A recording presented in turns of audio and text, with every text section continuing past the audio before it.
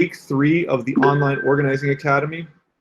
In the first 2 weeks, we covered how do we listen to the community's needs, how do we learn from that listening, and now that we've done the listening and the learning, now we're going to cover how we share a message to the community that captures those needs that we did listening for. So let's jump into it. So a reminder, if you could just please type the word stack into the chat if you would like to be recognized to speak. That'll make things most orderly and get us on track to keep going. So just a reminder for those joining us for the first time this week, this is a part of a 4-week live webcast series. The recordings will be available after we do this webinar. We're going to be covering best practices for online organizing, and we're going to be using the Sierra Club's organizing model of listening, learning, sharing, and then building for change to structure this seminar. So today we're going to be covering sharing. In that, we're going to cover how we develop a message. We're going to see how we share our own story. How do we get others to share that same message? How do we make great video messages to allow for better retention for our stories? And then finally, how do we make memes? One of the most effective ways of getting a message out. So with that, let's get into it. The first section is going to be how we develop our message, and that's going to be delivered by the Sierra Club's Deputy Press Secretary, Ricky Junquera. So Ricky, if you could just please share your screen with us, and then you can get right to it. Awesome. So yep, let's stop presenting. You got some pretty bad feedback on your end. Can you hear me now? Oh, the microphone's really muffled. Maybe try calling in if the microphone's still acting bad. So folks, thank you for your patience. Is that better or not? No, it's still very muffled. Just try calling in if you can. While Ricky's doing that, I just want to share a little bit about what we've covered so far today. Or in the previous seminars. Previously, we talked a lot about ways that people can be learning in this time of social distancing. How can we listen to a community? We covered how we create surveys together, what that information is useful for. So if you missed any of that information, please check out the listening webinar. From there, we then looked at, now that we've got all this great information, how do we make sure that our information is not biased? How do we make sure that we're fully listening to the community and centering their needs and not assuming that we know best for the community? So that's in the learning section. If you want to learn more about that, please feel free to check that out. And then again, today we're going to be covering how we develop a message and then share that message out the most effective way to allow for best retention. It's not enough just to state your message, but you got to state in a way that's memorable. So that's what we're going to be covering today. All right, I think I should be ready to go if you can hear me. Yep, I can hear you. Awesome. Gonzalo, can you please stop sharing so I can start? Sure. All yours. All right.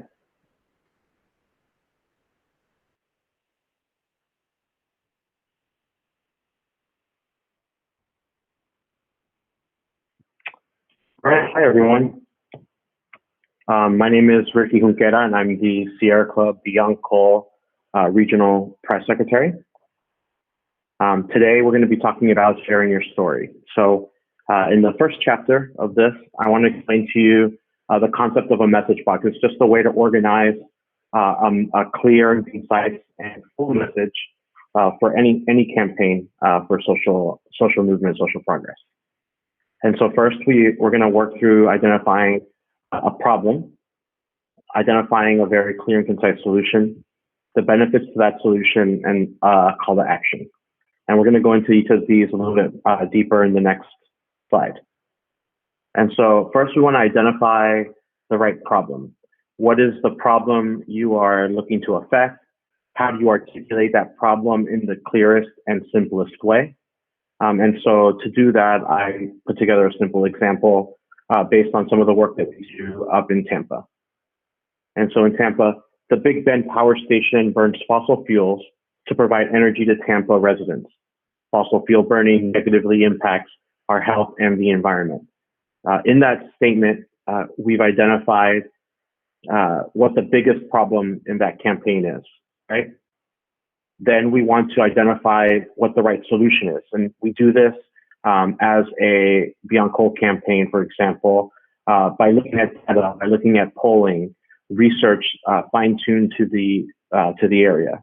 And so we then try and figure out what the right solution to solve those problems are in that problem statement. And then we want to think about how we articulate that solution in the clearest and simplest way as well.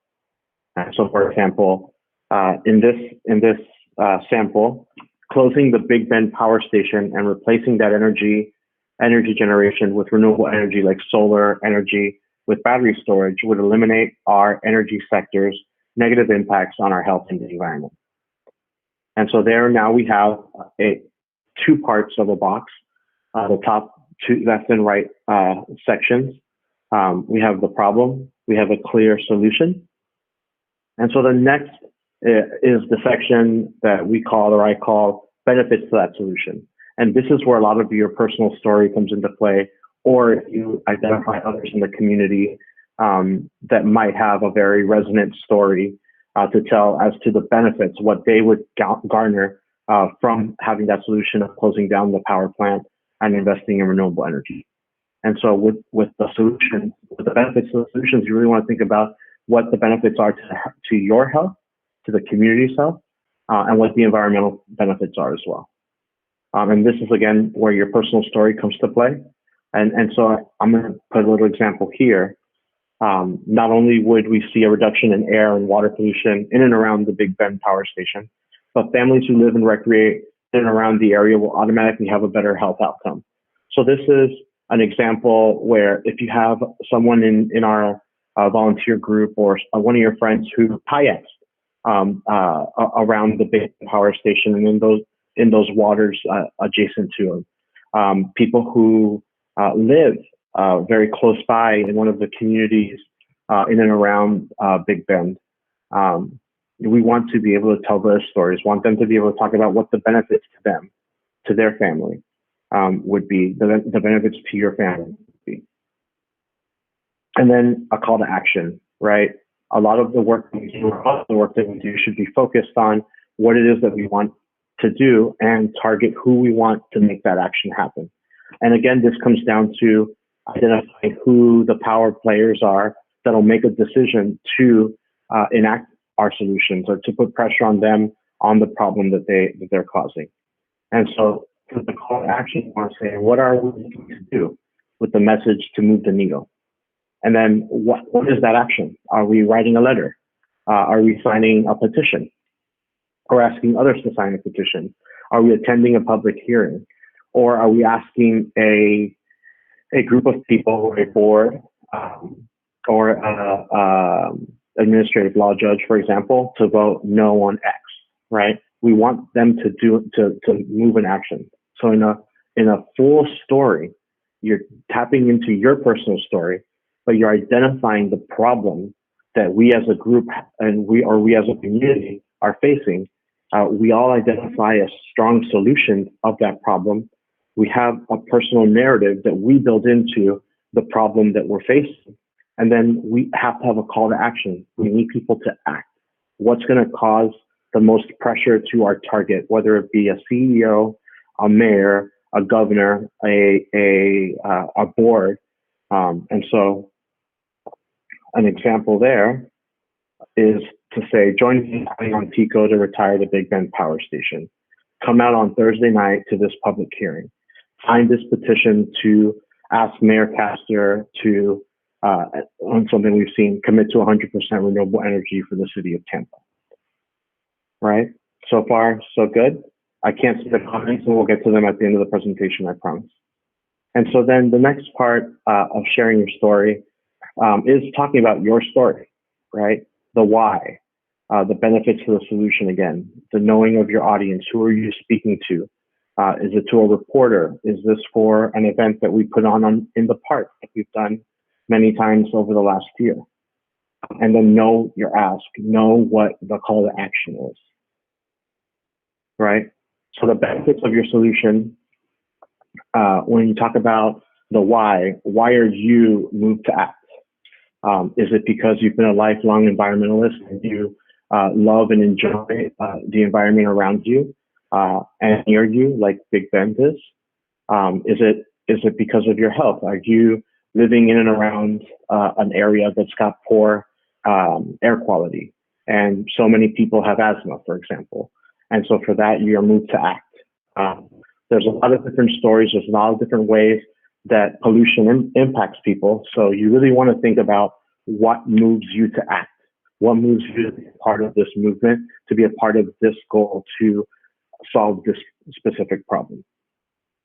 And then you work in your personal story. What's gotten you to commit to do this?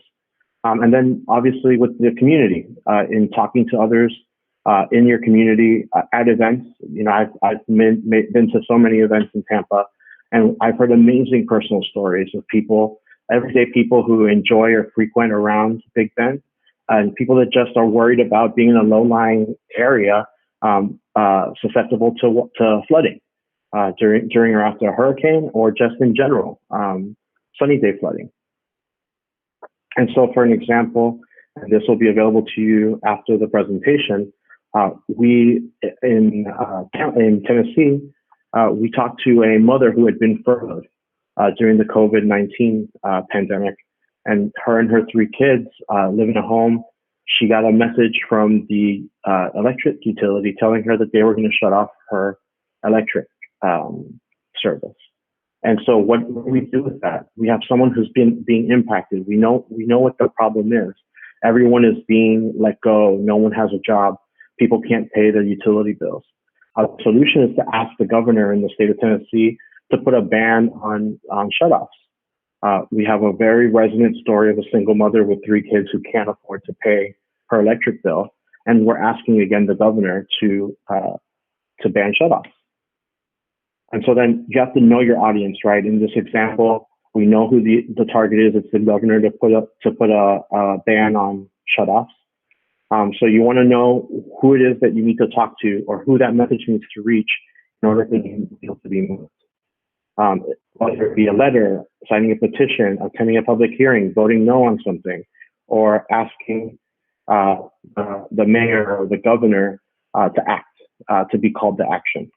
And so really you need to have these different pieces in order to move someone. Your personal message is what resonates. It's what gets to the heart, people's hearts.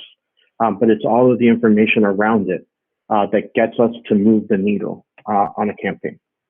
And so with all that said, right, there's a lot of this that we suggest to you, right? We suggest what the problem framework is. We suggest what the solution framework is. And we suggest different angles and calls to action. And then it's up to you as a volunteer, as a volunteer organizer or an advocate, to work your personal story into this to be able to affect change. And on our end, we go through a lot of different data sets, right? We look at how people are consuming news media. In this Pew Research study from 2018, it shows you how many people get their news media from television, how many on social media versus the websites of print media, how many people get their news from print media and radio. And this is how we engage with different journalists when we're having a rally in a downtown park, or around the Big Bend Power Station, or around the next target. And then we see the drop off of how people's absorption of media, how people are receiving media, has changed over time from 2016 to 2018 in this scenario. We also look at data as to, how do other people talk about environmental issues? It's not just having our personal story and our rationale as a campaign as to how we tell that story or how we move people to action, but it's also understanding, are we just talking to a specific group of people, or are we trying to reach a broader audience? And in this case, with a Pew Environmental Regulation Survey, showing how Democrats and Republicans differ in the way that they talk about renewable energy, and what is the most positive way to talk about it to gain acceptance and understanding of positive ways to move both demographics. And in this instance, for example, on the right-hand side graph, it's showing you that using the messaging or using the language, stricter environmental laws and regulations are worth the cost. Focusing on the cost of environmental laws and regulation is worth stricter environmental laws is much more positive of a message than saying something like stricter environmental laws and regulations cost too many jobs and hurt the economy. That performs obviously much more negatively. And so we look at these things to say, okay, what is the right target? What is the right messaging for the problem? What is the right solution to gain the most positive reaction from the most of our audience, right? And then lastly, this study by Yale University, and this is just Hillsborough County data, of people who believe that global warming is happening, right? 72% of people in Hillsborough County believe that global warming, climate change is happening. And that's 2% more than the average in Florida and the United States in general. And then we look into more specific policy proposals, funding research for renewable energy, regulating CO2, setting stricter CO2 limitations, requiring fossil fuel companies to pay a carbon tax, requiring utilities to produce 20% electricity from renewable energy, right? And we look at all this data to try and figure out, again, what the right call to action is, what the right solution is, what the right identification of the problem is. And so when we put all of this to you, it's for that reason. And now I'm gonna exit the full screen so I can see everyone again. All right, and now it's questions.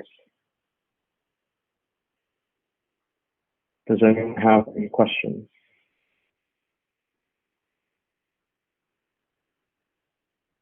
If people can type in their questions in the chat so we can keep moving. But yeah, that was awesome. Really appreciate that, Ricky.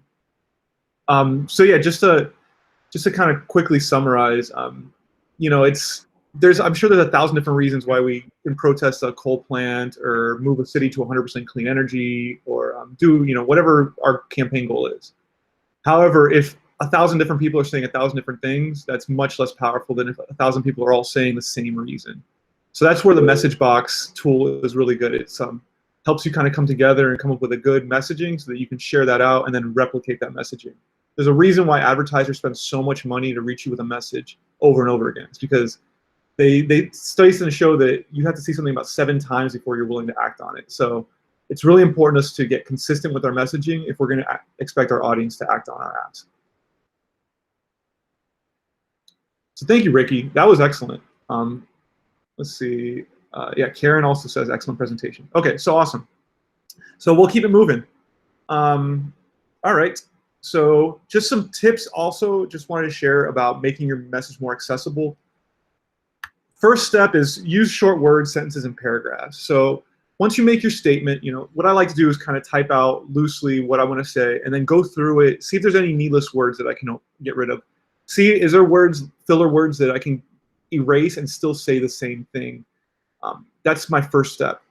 Next step, use lists instead of serial commas. So what does that mean? Using like bullet points to make your points instead of using lists where you're separating items by commas. Try to use bullet points to list your items out. It makes it easier on the eyes and it helps for better retention.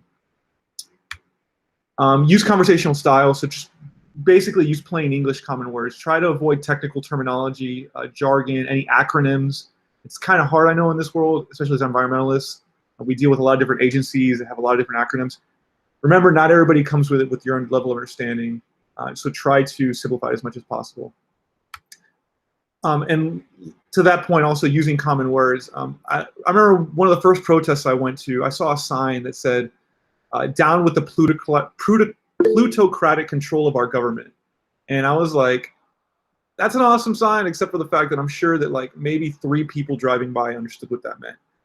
But then I saw another sign that said, the economy is rigged by the rich. And I was like, okay, that's right. Like people get that, they understand that. Both signs were saying basically the same thing, but one sign was much more easier to understand. So, you know, I just recommend it as much as we can, try to eliminate jargon.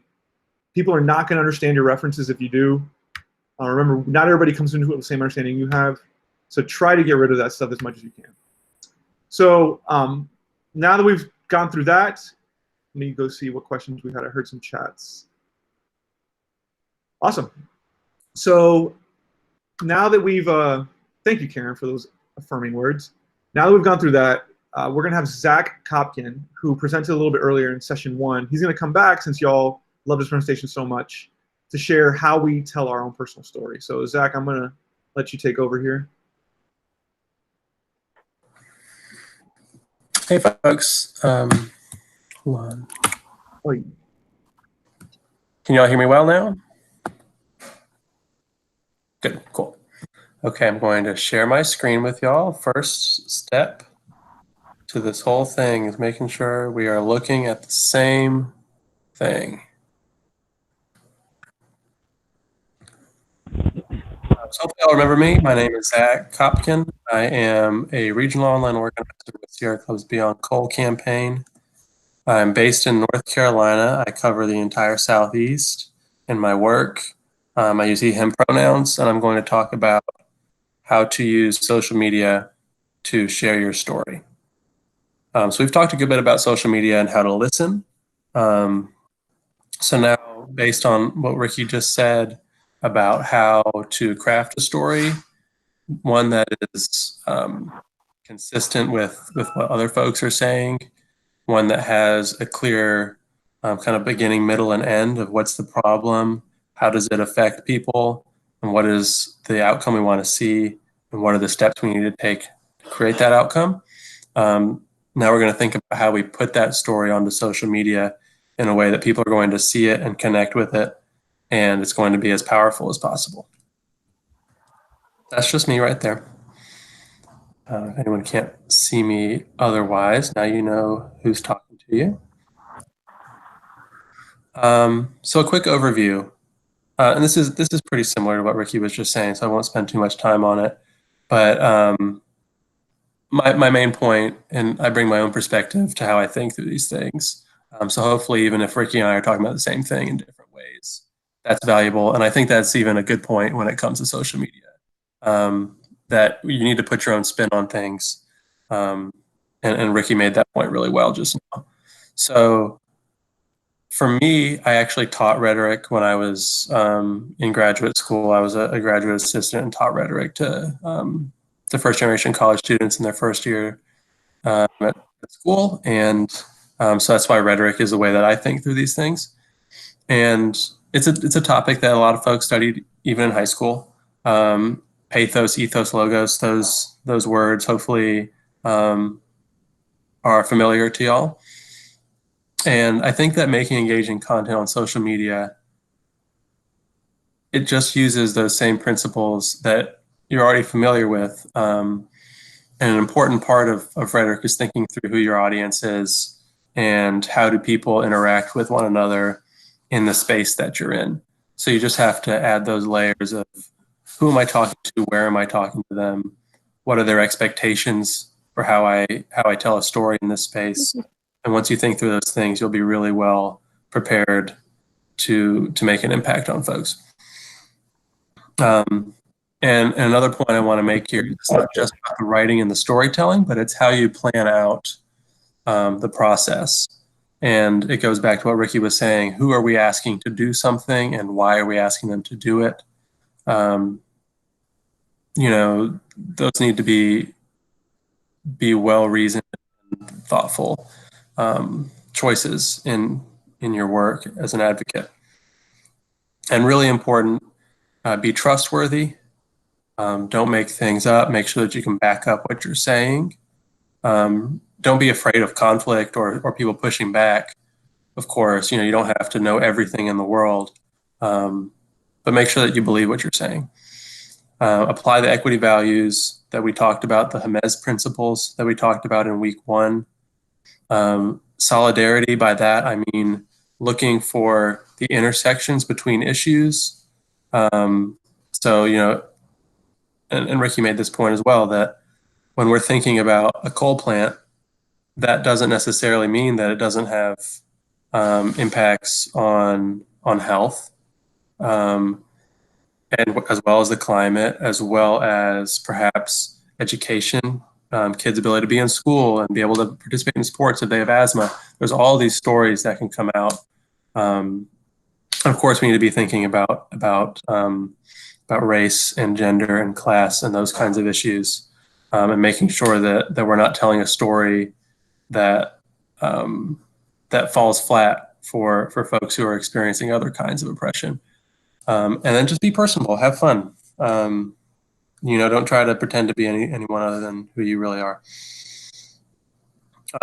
So to be successful in creating a social media plan and executing a social media plan, hopefully you've done the things we talked about in weeks 1 and 2. You listened and you led with equity values. You've come up with a theory of change, like we talked about last week. The whole, I think, Easter Bunny example, right? So you know who influences whom and how you're going to use that knowledge to create change. And now it's time to think through your story and your role within that theory of change and where you fit into that map of power in this case.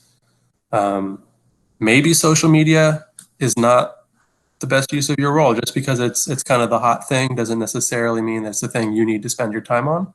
So I also want to give that caveat to this whole lesson. But the reason you're here is because we all believe that it's an important tool to be considering and weighing and participating in a lot of ways. Make sure that you're thinking about both long-term and short-term goals. And this word, SMARTY goals, I know Gonzalo said don't use acronyms, but it's an easy one, I promise. And it's memorable. So there's a resource in the written resource guide on what SMARTY goals are, but they stand for strategic, measurable, ambitious, realistic, time-bound, inclusive, and equitable. So I've already talked about equity and inclusion, but you want to make sure you know what you're trying to accomplish on social media. Are you trying to get people to come out to an event? You're going to approach what you're doing and how you're telling a story differently than if your goal is maybe to build a team of people who can mobilize around something, or if it's to raise awareness of an issue or something else. And then, you want to be discussing your plan with your partners and being collaborative. If you're going it alone, like Gonzalo said, 1,000 people talking together about the same thing is really powerful, but one person alone, that tends to kind of just, it kind of disappears in social media amidst all the other things that people are talking about. But when you see several people talking about something, it kind of perks up your sort of digital ears, I guess. As people are scanning through the internet, they see something come up several times. It starts to say, this matters, let me find out what's going on here. So again, I'll just reemphasize strategic, measurable, ambitious, realistic, time-bound, inclusive, and equitable. Those are the SMARTY components of good goals that you should be setting. Thinking about who the players are. Maybe there's people who are really influential who you want to get to echo what you're talking about. How are you going to get their attention, get them to share what you're saying? It depends for every single person who might be influential online. But what do they care about and how can you connect with them? Might be part of your goal. And an important point, the most important point I think here, is that popularity alone isn't going to change the world.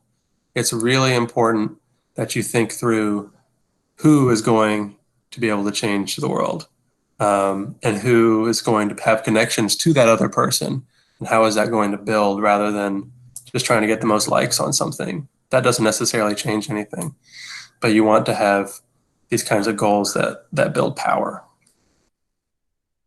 So to create shareable, purposeful content, you want to spot things. That's what awesome spotting is. Spot things that are good online. So that's listening. You're looking through and seeing what people are talking about, and you want to share it. You want to join in that conversation. Then you want to create content that itself is shareable. So maybe how do you add your perspective to that conversation and do so in a way that you can see, maybe your friends wanting to share, or your mother wanting to share, or your kids wanting to share. Distribution is thinking about how do you get that out to people so they will see it and share it. And then analysis and listening is seeing how many people shared it, how many people liked it, what were people commenting on it? Were they saying positive things? Were they raising questions that maybe you need to think about and incorporate into your perspective? Are you finding out that there are people who might be your allies or your opposition that can help you refine how you create content? And this is a cycle. So this process goes in a loop, and that analysis should inform what the awesome stuff is that you're looking for. And then it starts all over again and you create more content. So sometimes your plan has to shift over time because people's ideas shift over time. And you might even be responsible for that shift. And this slide just tells you a little bit more about that. It's pretty wordy, and I know that we're tight on time, so I'll give you like just a few seconds to kind of take a look at it. But it just explains that 4-part process, that loop in more detail. And you'll have these slides afterwards, so don't worry. Get the most from your post. This is really getting into that how do you create shareable content step right here. Number 2, content creation. You want to follow the 3S rule. Something should be scalable, which means that it should work well on different kinds of platforms. You've got mobile and desktop. So you want to make sure that maybe you're even checking what you're making on a mobile device as well as a desktop. That can be really helpful to make sure that things aren't getting cut off. People are seeing the main points that you want. Scannable. This really gets to Gonzalo's point, using simple language, using sort of visual design ideas and how you write, making sure that something needs to be really emphasized. Maybe you capitalize it or you italicize it, or you put it in a paragraph that stands out differently or something like that. But people should know what the gist is quickly, because people don't spend a lot of time trying to figure out what the gist is on social media a lot of times. And that question that I just mentioned, shareable. Is this actually something you would want to share with others? Sometimes I think we're a little bit overly confident in our own stuff. So this is just about being honest with yourself, trying to be critical so you can improve. And then make sure that things are accessible as well. If you're a New York Times subscriber, but someone else isn't, maybe you can kind of summarize the point in what you're posting, so that way other folks can participate in the conversation even if they don't have access to it. You want to consider language barriers. Who are the folks in your community that need this information? Will they be able to understand it? If there's images and videos, you should describe them for people. This is both a technological potential barrier as well as an actual physical barrier for people with visual impairments. And I'll just talk about the 3 major platforms on which you can be sharing your story. On Facebook, maybe what you want to do, you want to manage a Facebook page with fresh content. You're constantly updating it, and the sum of the things that you're sharing tell an even bigger story than you could in a single story. That's something unique that you can do on Facebook, is have a page.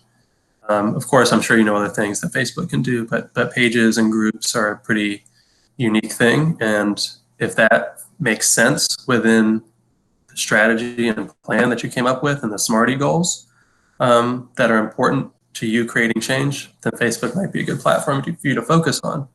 But one important piece of advice that I would give you is don't try to dive into all 3 of these at once if you're not on any of them already. More is not necessarily better. Being smart and focused is the best thing to do. So Instagram is great for visual content. Of course, there aren't Instagram groups, so it's a different sort of animal. And then Twitter allows you to reach audiences differently. You don't have to be friends with someone for them to see your stuff. So you're putting things kind of out into the world. You don't know where it's going to go, so that's kind of a risk sometimes, but it's also a great potential. And you might be able to tag people who are influential, and they'll see what you did. So that's definitely different. It's less personal. You don't have to be friends with someone like you are on Facebook. And that is kind of part of what makes it a great news and political platform. And if you want to learn more about these things, I created a BitLink. Sierra Club has a special BitLink account, so we can make sc.org. But this is something we talked about in week 1. You can go to bit.ly.com, I think, and you can create a short link. So this would actually normally be a big, long Google Docs link. But when you're sharing links on Facebook, another thing that can make them look more catchy, that can get your point across, is actually having a good short link that makes it more scannable and shareable. So just one more little technical thing to think about. But that is all I've got for you. So if anyone has questions, I would be happy to answer, or we can wait till whenever is appropriate. Gonzalo's running the show here. No, no worries. The crowd is. But yeah, so if anybody's got questions, feel free to chat them in. Yeah, we are. We are got a little bit of time. We're right on schedule, I'll say. So let's keep it moving. But if anybody has, thanks for that, Zach. Yeah, and to Zach's point, social media can be a really great tool if you're using it the right way. But don't overwhelm yourself by trying to figure it all out at once. There's a good. Yeah, that's a good point, CL.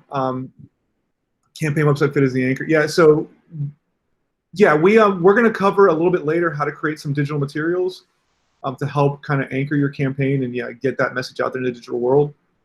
Zach's tips are great though. If you want to revisit them, like I said, we're going to have that recording available. So, all right, let's move on. Actually, before I move to Topher, actually, let me go to Topher right now. Let's let Topher present his presentation. So I was going to call an audible there, but I think it's best if we just stick with the script. So Topher, Mr. Topher Morrison is most of y'all might know him if you're in the Tampa Bay area. He's a lot on Facebook, a lot, sharing a lot of things, advocating for a lot of different causes. Today, he's going to be sharing with us how we capture a message digitally through video, and then how we best share that message. So Topher, if you're with us.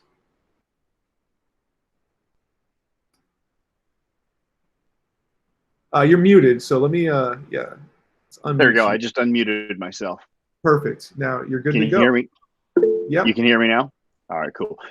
Gonzalo, you may need to coach me through on how to do my the screen share when I get to that segment of it for now. But for now, we'll go ahead and go in with this one. So thank you very much for the opportunity, Gonzalo. And Zach, great tips. By the way, I picked up some great tips on that one as well. And I love the fact that Sierra Club lets you do bit.ly links. That is really cool.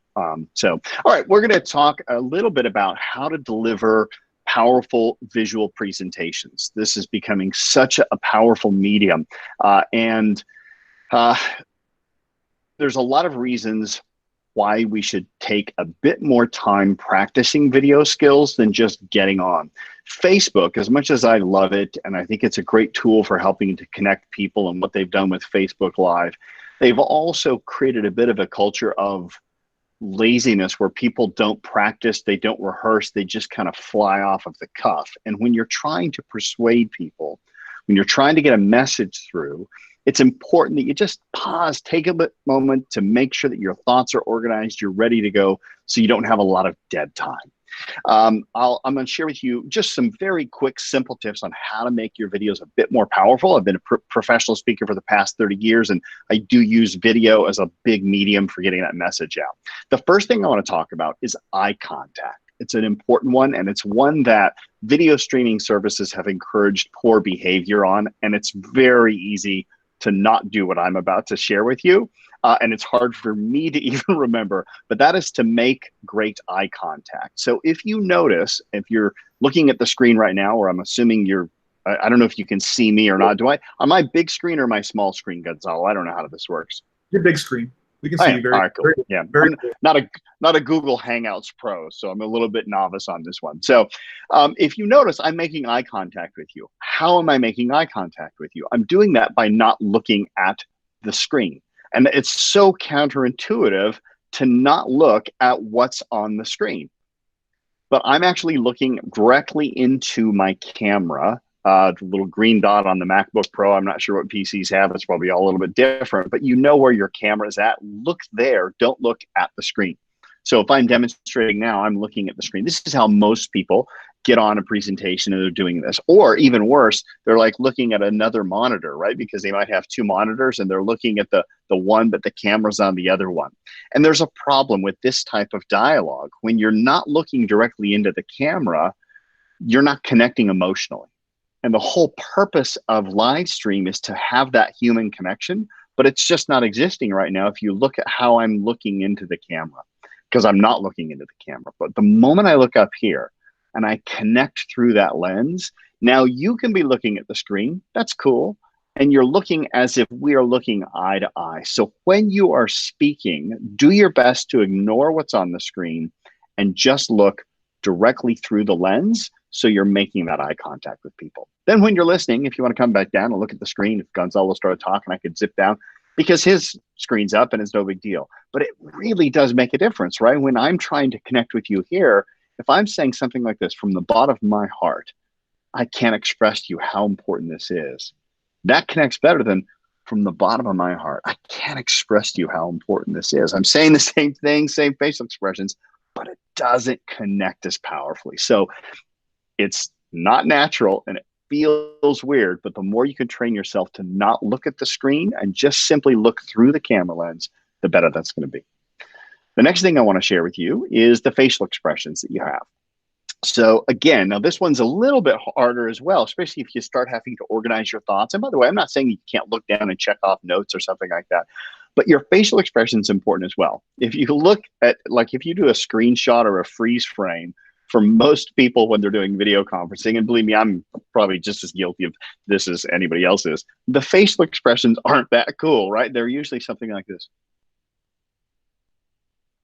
And this is just not a very inspiring face, right? So when you're sitting there and you're looking down at the screen and you don't have a smile on your face, this is just, you know, it looks like you're bored, right? So the weird part about a camera, you know how they say the camera adds 10 pounds? The reason for that is because it takes a three-dimensional object and it puts it into a two-dimensional frame. In other words, when you and I are looking at each other on the screens, visually, your nose is the same distance as your ears. But in real life, when you have 3 dimensions, it's different. So TV screens flatten things out. And so what happens is you have to over-exaggerate your facial expressions in order to get them to bleed through. Like normally, if I was just speaking to you like this in a normal conversation, this doesn't look hostile, it doesn't look mean, it doesn't look bad. But if you were to just do a freeze frame and just look at my facial expressions right now, this doesn't look happy, right? And I'm not actually frowning. I have a very neutral look on my face, but without a smile, it just looks kind of, I don't know, a little bit uninspiring. So what I'd recommend is best you can, smile. Gonzalo does a great job of this, by the way, when he talks. He's got a nice smile. He grins up big. And by the way, after you look in the lens and you don't look at the screen, you can even see people in their peripheral vision, sometimes grinning like I just saw him do there. So do put a smile on your face. You're trying to communicate very powerful information. This is like, like when you start talking about how clear the skies are right now and how, for crying out loud, the ozone layer is shrinking. The hole in the ozone has gotten smaller in the last 2 months. It's smaller now than it's been like in, I don't know, 20, 30 years. That's insane. That's worth a smile, right? That's worth having that facial expression.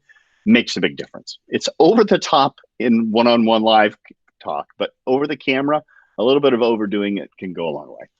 That's the second thing. The third thing I want to share with you is camera angles. And this is the one that we are constantly having to battle with because the way laptops are set up, it's just not conducive for good camera angles. So what I would recommend is when you're doing video conferencing, as best you can, lift your laptop up. In fact, let me see if I can do the experiment here real quickly here. Let me just show you my setup here. I'll take a picture. And now I'll show you guys the picture here. So I actually have, let's see if I can put this in front of the screen. There we go. If you see, my laptop is actually on top of a step stool on top of my desk. And the reason for that is because I want that lens at eye level with me. Whereas most of the time, it's just comfortable to be sitting there like that and you've got your laptop like this. Well, it's just, you know, nobody really wants to look up people's nostrils all the time. So if you can change the angle to where it would be normally if you're in a normal speech, that makes a little bit more sense. The other thing about this, by the way, is when you think about the nonverbal message this sends, whether you intend it or not, which I would assume that you don't intend this. I am like right now when I'm in this position, which I'm kind of faking sitting at a desk with it normally like this. I'm not intending this, but I'm literally looking down my nose at you right now, right? And nobody wants that, right? So this also doesn't have the most sincere nonverbal along with it as well. Whereas if you can keep it eye level, go back to my normal position here. If you can keep it eye level, this is going to be able to convey a little bit more sincerity, where the other one, it just doesn't look as good. And it's easy to think about that. The other thing, by the way, even if you are level, is be aware of where your head's at with regard to the screen. So if you look at Gonzalo right now, or if you look at me, hopefully, I don't know how it looks for you guys. Gonzalo, you're the big screen on my screen, so I can see you. But I don't know exactly where I'm at because I can't see myself on this. But I'm assuming the top of my head is either cut off a little bit or it's up toward the screen. That's what you want to have if you're trying to convey authority, if you're trying to convey power. When you are not paying attention to it and you're back like this, let's see here if I can. Okay, so when I'm like this immediately makes me look small and less powerful. In fact, if I don't even change the size, but if I just come up to the full aspect of the screen, do you notice how this immediately commands more presence than if my head is in the middle of the screen, right? See, it just doesn't have that same effect. So as best you can, be aware of this. And by the way, none of the tips that I'm sharing with you can you do while you're presenting. It all has to be set up in the beginning so you kind of know where your angles and your positions are, but it does make a bit of a difference as best you can. So those are your things. Look through the lens, smile, and try to raise your laptop up a little bit more so you're speaking eye to eye. You're speaking at the same level with people. You're not speaking down on them. Those are 3 things that would make a good presentation into a great presentation. With regard to, one last thing I'll say is this. When you are using slides, if the calls are being recorded like this one is, then slides with heavy content are fine because anybody can go back later. Like Zach, you had some really great information. I'm trying to remember who was speaking before you. Who was that? That was, go back here and look at all the participants here. Well, Gonzalo, you could probably tell me who it was. Yeah, it was Ricky. Ricky with the book, right? So cool visual layout, lots of heavy text though. It's okay. Why? Because we're recording this. You can go back and you can look at it later. But if you're doing a live stream and you're trying to present a heavy content like that and you're not recording it and they can't go back and watch it later, what ends up happening is they stop listening to you and they start transcribing. They pay attention to the notes. They're looking all over the place. And they end up losing part of the message. So I would say be aware of that. And if you are using visual aids when you're doing live and not recording it, try to keep it to like no more than 3 or 4 words on the screen at any given time.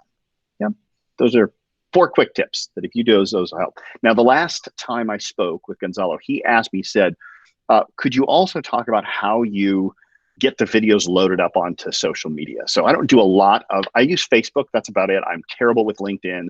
I think I have a Twitter account, but I don't know that there's anything on it anymore. I've just kind of teared down a lot of my social media, but I still use Facebook. So I'll share with you guys something that I think Zach referred to, but I want to show you guys the power of it and demonstrate it real quickly if I could. One of the key things that's going to be important with regard to getting your message out on Facebook is to make sure you have as many shares as possible. Shares equals eyes with regard to the Facebook world, because they feel that if people are sharing your video, that must be worthy of other people seeing it. So they will also continue to roll that back up to the top. So I'm going to do a quick demonstration. Gonzalo, you may need to coach me here on how to do a screen share. I do see something that says present now. Is that it? Yeah, click that. And then if you just click either your entire screen or your window, whichever one you have, and then sure, I can. That should load up your screen. I'd like to record this computer screen. It says, oh, see. So if you have it just as a window, you can do just a window if you don't want to do the whole screen. Oh, I don't care. Yeah, no. Okay. But apparently I have to give some permissions or something. Well, because we're recording this webinar, so that's why it's asking you that. Gotcha.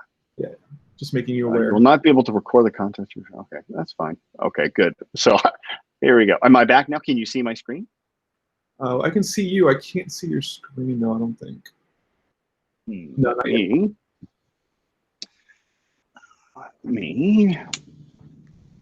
see if we can. I have a feeling this might be a Google Chrome setting, so this may. But I've got a backup if this doesn't work. Let me Okay. try a window and see if that works. Okay. Share now. It says Chrome wants to share the contents of your screen with Meet.Google. Choose what you'd like to share. Yeah. So. Okay, there we go. There you go. Now we can see it. All right, but I don't know that I'm sharing the right thing. Let's Presenting see. to everybody. Okay, cool. Let Now, me write- can you see my Facebook page? No. So That's what I thought. right now, but what we can see is so what you can do that again.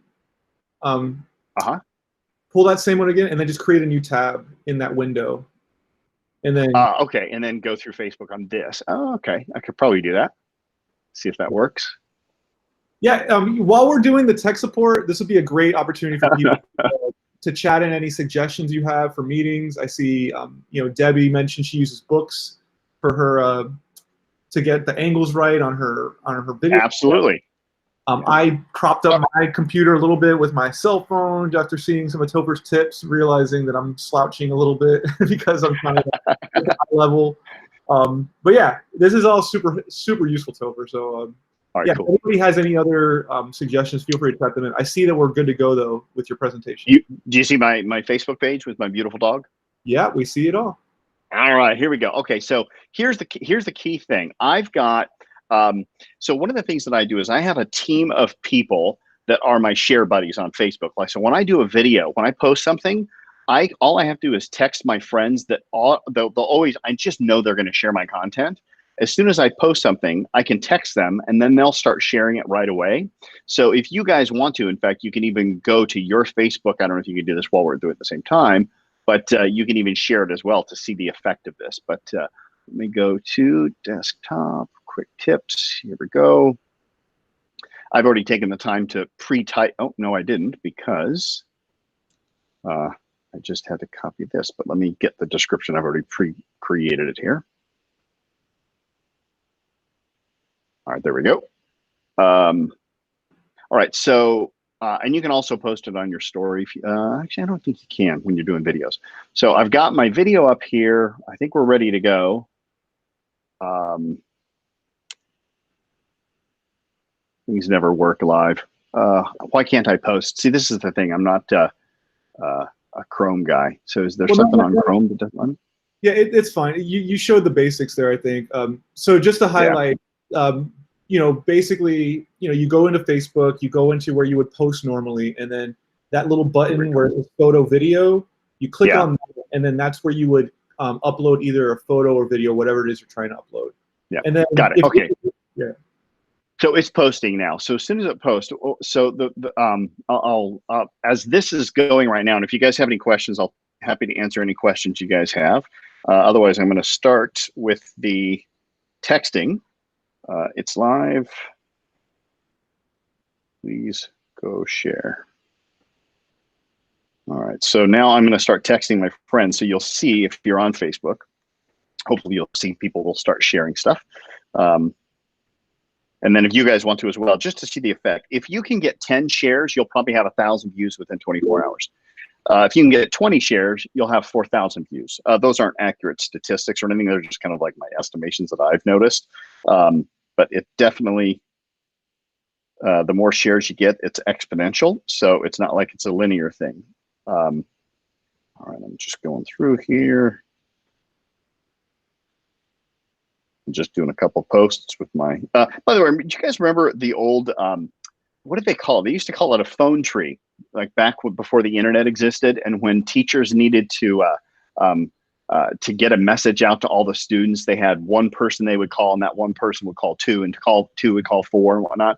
That's exactly kind of how the share technique works here. All right, here's the video, if you can still see this, that I've just uploaded, which are 12 quick tips for doing live streams at home. Now I'm going to come down here and I'm immediately going to start sharing it with my own pages. So if you have pages, absolutely go do that. So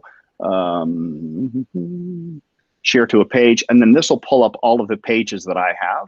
So I'll just go mainly to the one that I use most now, which is Topher for Tampa. You can either make your own comment or you can just post without, but I prefer to leave a comment here. So I might say something like, Nope. It's live, go share. That was the text that I sent to people. Let me go back here and just grab this text. There we go. So I can share it on mine. That kicks things start. And by the way, people have already started sharing. So I've got Valerie, Jim Blyer, and I myself have posted. And you guys get the idea, right? Now, if you just watch this the next 5-10 minutes, we'll probably get up to 10 or 15 shares. And if you guys could go do this as well, that'd be great, because the more shares we get, the better it is, but you don't have to by any stretch of the imagination. But let me go back to this, stop sharing. You kind of get the idea there. Shares are what it's all about. Now, by the way, obviously if people can comment on it and like it as well, that's fine too. But the real thing that makes the difference is share. However, if your friends will like, comment, and share all three, it's even more powerful. So anyway, that's a quick demonstration, I guess. Hopefully that worked. That was more of a demonstration of how inept I am on screen share with Google Drive, but that's okay. No worries. Yeah, we're here to be patient with you. It's all good. We're learning together. One other thing I was going to highlight is that how Topher had a pre-prepared message. So spending time on thinking about what is the message you're going to pair with your video is very important. You know, making sure it's short, concise, it's not overly wordy, and you know, back to some of the tips we mentioned earlier. It's you're not using jargon. You're not, you know, you're eliminating unnecessary filler words. You know, as you can tell, he spent some time in thinking about what message he was going to share with the video. That's also a very big part of this too. So. Yeah. Oh, you know, I will say this. With the Facebook Live, when you're doing that, obviously with Facebook Live, you want as many eyeballs on it as possible. So if you start in immediately with Facebook Live, then by the time people have logged on, you might be 3-4 minutes into the presentation and they've missed stuff. Another tip is that if you're going to do Facebook Live, really interact with the people that start logging on for the first 30 seconds to 60 seconds. It is essentially dead air. It's essentially zero content, but it starts to create the conversation. Facebook Live is really about an online party more than anything. So imagine, for example, if you were having a party at your house and people walked in and you just looked over at them and then looked away. You'd be kind of like a rude host, right? So think of a Facebook Live party like a house party. When somebody walks through the door, acknowledge that. Gonzalo, hey, good to see you. Thanks for chiming on. I appreciate that. Hey, Jim, how's it going? And if you see them logging in, acknowledge their name. Let them know that you're happy that they're on. It gives them a feeling of community, and it's also just a time filler, which isn't useless, because now it's creating that integration and having that conversation before you get into your content as well. Awesome. Thank you so much, Topher. That's You betcha. some really awesome tips, and I know I learned some stuff there, and I'll be practicing on my eye contact for these webinars. It's hard, man. It's hard. Yeah, you'll get there. It's not easy. All right, so I'm going to take back over the screen here. All right. And we'll keep it moving. So let me just, these are some of the slides that we had prepared, but okay. So in preparing outreach materials, just want to, you know, now that we've talked about videos, we talked about sharing a message. To round out the discussion, I wanted to talk about how we share like images, materials, things to get our message out in a way that's effective. So in sharing your message, you always want to remember less is more. You want to have a simple call to action like Zach mentioned. You want to make sure that anything that's on your slide is clear and legible, that it's not overly wordy like Topher was mentioning with some of the, you know, if you have slides and such for your presentations. This also applies for outreach materials. You want to make sure it's clean, that people can easily decipher what your message is. Honestly, 10 words or less of why someone should come is great. If you're going past that, then you should reformulate.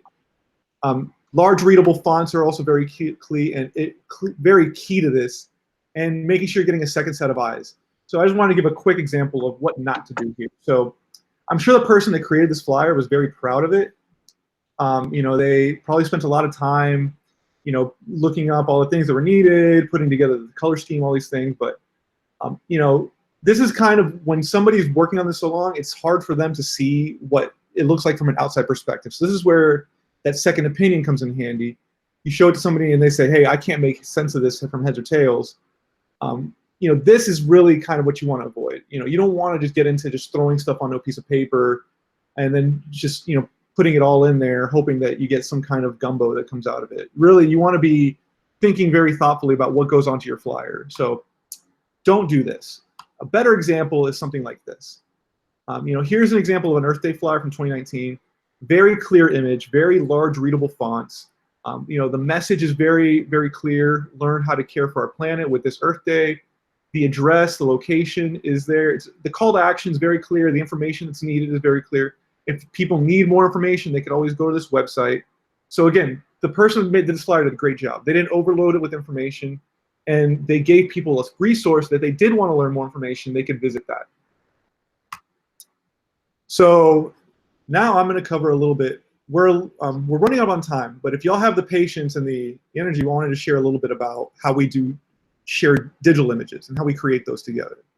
So if people have interest in that, see some heads nodding. All right, awesome.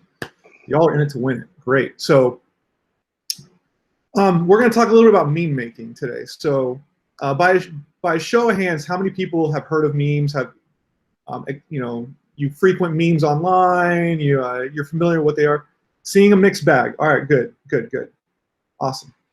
So this will be something new for everybody, and hopefully, if you are familiar with memes, this may deepen your understanding. Maybe we can get some memes created out of this, actually.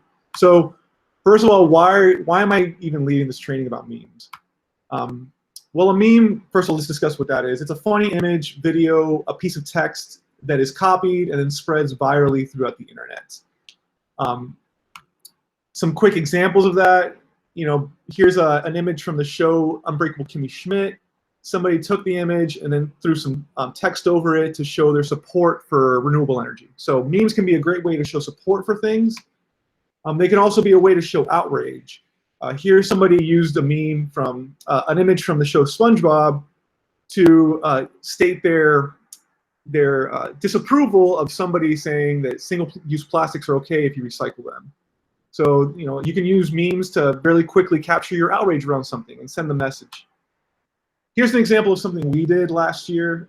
We started a hashtag called Tell the Truth Tico, which next week we're going to get into how we do Twitter storms and create hashtags and stuff like that. But for this week, we'll cover, we wanted to create some images to pair with the hashtag to bring it to life. Tico was on a campaign where they were telling people they were moving away from coal. However, we found out from our research that they weren't actually going to plan on moving away from coal. So we took this meme, this image from the Maury Povich show. Some of y'all are probably familiar with it. They do fraternity tests and lie detector tests on there. It's a very popular internet meme. So we took that format and we wanted to use it to call out Tico for lying on moving away from coal. So this is a way we did that. So a little bit more about memes. This is one of my favorite quotes in all of organizing. It's from a man called Anton Chekhov, a Russian playwright. It goes, advertising is the very essence of democracy. And what that means is that it does not matter how right you are. It does not matter how many facts you have on your side. The only thing that carries the day in organizing and politics is how many people know your message and how many people did your message resonate with. So that's where memes really come in handy, is that it's not about being the most correct. Again, it's not about having the encyclopedia, the anthology of all the information, which I feel is the biggest mistake that most advocates make. They feel if they can just compile all the information and explain it thoroughly to people, then they're surely to get it, right? However, we're finding out in this day of fake news and memes carrying more weight than actual scientific reports that it's not about being correct. It's about who is going to really resonate with your message and how do you get people to resonate with that message. So making memes will help you make your message easier to understand for people so that it carries further. So what goes into making a good meme? And if you have any questions throughout this, feel free to chat them in. Main things are it's simple, it's easy to understand. So again, it's not overly wordy. It's timely, meaning it's tapping into something that's currently happening. It's not super text heavy. Again, there's reasons for that we'll go into on the next slide. But the main thing with memes is that they're funny, is that they usually capture some type of snarkiness or sarcasm that really captures the point well. So here's a meme about somebody took of highlighting how the climate solutions we have in place today are nowhere near the climate solutions we need. So again, just a really quick way to let an image do the argument, create the argument for you. So some more tips on effective memes. You want to keep it clean. You want it to be no more than 20% text. So the reason for this is that Facebook and Instagram, they filter out images that have more than 20% of it being text. I can't tell you why. I don't know the ins and outs of that, but I just know that what ends up happening. So if you want your full audience to see your meme, if you want the Facebook algorithm to actually allow your audience to see your meme, you want to be less than 20% text. So don't have the text all over the picture. And here's a link to a resource that you can go to that'll tell you if your image is more than 20% text. You want to make sure that your images are the right dimensions. This goes back to what Zach was saying, is that you want to see how it pops up when you look at it on your phone, on the desktop to computer. I recommend when you're creating images to make them in squares, because that tends to be something that universally does not get distorted whenever you post it. And finally, the biggest one for me is ditch the branding on your images. People are going to see where the image comes from when they see what page shared it, or they follow your posts. You do not need to overload your memes or your Facebook posts, your social media posts with your logos. It's just going to become obnoxious for people. It's just honestly going to distract from the message. So feel free to leave those off, and you'll actually see people have better engagement with that. So some tools you can use for creating memes and just overall help your social media game. One that I really like to use is Adobe Spark. We aren't going to have time today to cover this, but for anybody who has some interest in this, go to spark.adobe.com and play around in there. You can create some really, really awesome social posts in there that can really amplify your campaign. Here's some examples. These did not take a lot of time to create at all. This was something that I created 2 years ago when the UN report came out saying we had 12 years to act on climate change. I made this into a Facebook profile image, and then other people shared it, used it as their Facebook image as well. This is something we used to promote one of our events. Again, it was an easy way for us to get the time of the rally, the date, all these facts into a nice image so that it's easily scannable for people, and it allows them to easily understand what the event is all about. It can help you with when you're doing actions.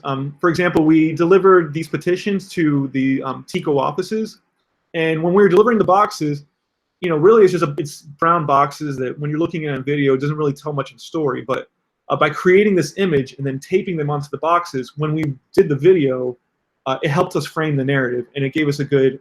It allowed the people watching the video to better understand what was happening.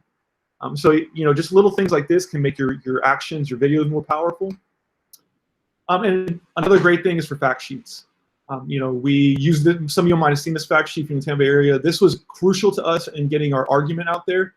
Like Ricky was mentioning before, it's really important for you to nail down your argument to simple, basic pieces, and that's what we did here. So it was easier for people to retain and for us to be able to counter TICO's narrative that they were doing some type of green investment. And this is the final one here. You can, instead of pointing people to an article, you can pull out a nice quote from that article, pair it with a compelling image to give people the gist of what that article is. This is a great solution if you're dealing with paywalls, like Zach was mentioning before. If you have an article that's like on the New York Times or Wall Street Journal that your whole audience doesn't have access to, I recommend this as a solution. Pull out a good quote from it, pair it with a good image, and then people can get the gist of what you're trying to say. So here's some other free tools. I'll quickly go over. GIMP is a free Photoshop alternative. It's basically exactly like Photoshop, except it's free to use. Prezi is what I'm using today to do the presentation. If you like it, please check it out. Following meme pages online, there's some really funny meme pages out there. One I really like to follow is called Wild Green Ecological Memes or Wild Green Memes for Ecological Fiends is what it's called. And yeah, it's just funny stuff that helps get you through the day. And then meme generators, which we're going to play around with one in a little bit here to create our own memes. So now that you have the basics on what a meme is, let's get to memeing. So to get started, what we're going to do is we're going to Google Meme Maker. So if everybody can just join me in doing this together. If you're at your computer, so open up a new tab. We're going to Google Meme Maker. And this is going to give us some results here. We're going to go to the first one, this meme generator. So what this does is this gives us this is a basic website where you can create memes from. Now what you're going to see here is you're going to see some meme templates up here at the where I have my cursor scrolling over. These are the popular memes that are living on the internet right now. Some of them are old, some of them are new, but These are basic formats that you can use to create your meme if you're looking for some inspiration. So one I really like to use is the Drake meme. Basically, what this meme does is it's used to do a kind of like a point counterpoint. The top point is what you're saying is something that you don't approve of, which is why Drake is doing the, please get that away from me gesture. The second box is where you would state something that you're in support of, which is why he's doing the, aha, yes, I agree with this. So I also had a little thing prepared here. So great minds think alike, Topher. So one thing, this is a meme I kind of thought of, and can't take full credit. I kind of stole this from the internet, but one thing, we don't want people saying they're quarantining. One better solution would be saying something like, I'm dedicated to the well-being of my community, so I'm staying safe indoors, solidarity forever. This is just like, a funny meme that would get across the point that, quarantining is not the language we want to be using, but instead making it more heroic so people understand that this is about community, and that's why we're doing this. So now that you've got the text of your meme, and this is, I admit this is not the most clever meme, but it serves our purposes here. So once you have your meme done, you can click here, the blue button that says Generate Meme, and that's going to create your meme for you. Once you get there, you can either copy paste the links down here, or you can right click on the picture itself and then save it. Save image as, and then save it however you want. Now once you've done that, you can go share your memes on social media, on Facebook, wherever you need. Similar to how Topher did. I'm just going to show a quick example of how to do that. So go to my Facebook page. I see Topher's video. Let me actually, while we're here, let me go back and see how Topher's video is doing. As you can see, Topher already 13 shares on his video, 12 reactions. So you're doing something right there, my friend. I really appreciate you sharing those tips with us. And as Topher mentioned, about 10 shares is about 1,000 views. So he's well on his way to getting that video, making it viral. So just to give a quick example, you go into the same place you would to post the video as Topher showed. I'm going to go here, click this photo button, and then I'm just going to select the photo that I just created. Or another thing you can do is to make it easier, you can when you download things, they pop up here in this bottom toolbar. You can actually just grab it from there and then drag it right into your panel, and then that will automatically just upload it for you. So I'm just going to make this non-public because I don't want this to be shared right now. But if you wanted to do that, you can just post it, and now you've got a meme. You are officially a memer at that point. So just to go back, here's a quick summary of what you would do to create the meme for the recording if people want to go through this on their own time. Remember the 20% rule for creating memes. You don't want your text to be too big. So let me go back here and show. Let me go back here. So let's say this is the size of the font. You can actually go in there and drag the font to make it smaller. So if I was concerned about the 20% rule, I can just go in here, make this a little bit smaller so that I know that I'm not violating that 20% rule. Put it in the middle, and then go back here, generate meme, and then now, this might go, past the 20% rule. Again, use that link to check out your memes to make sure if you are not sure if they pass that 20% rule, and then that'll give you the final answer if your meme's good to go for social media. So let me see. I think that's it for this.